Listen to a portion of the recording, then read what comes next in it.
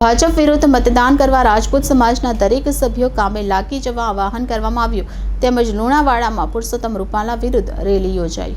લુણાવાડા ખાતે રાજપૂત સમાજની ખૂબ મોટી સંખ્યામાં ભાઈઓ અને બહેનોની પુરુષોત્તમ રૂપાલાના વિરોધમાં હાય હાયના નારા સાથે લુણાવાડા પંથકમાં રેલી યોજાઈ હતી। ભાજપને મત ન આપવા અપીલ કરી અને જડબાતોડ જવાબ આપીશું તેમ આગેવાનો આકરા પાણીએ જોવા મળ્યા હતા। રાજકોટ બેઠક પરના સાંસદ પદના ઉમેદવાર પુરુષોત્તમ રૂપાલાના નિવેદન બાદ હજુ સુધી રાજપૂત ક્ષત્રિય સમાજનો મામલો શાંત પડવાનું નામ નથી લઈ રહ્યું, હવે વધુ ઉગ્ર બન્યો છે। દરેક જિલ્લાઓમાં રાજપૂત ક્ષત્રિય સમાજ દ્વારા બેઠકનો દોર શરૂ થયો છે।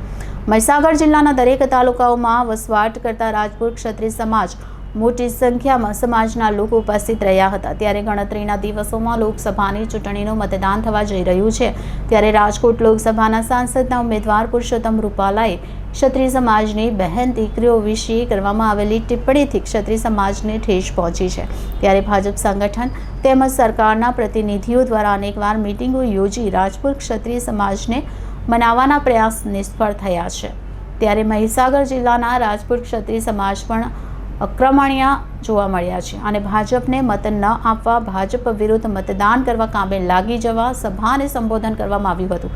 તેમજ આ રીતે વાણીવિલાસ સાંખી લેવામાં નહીં આવે।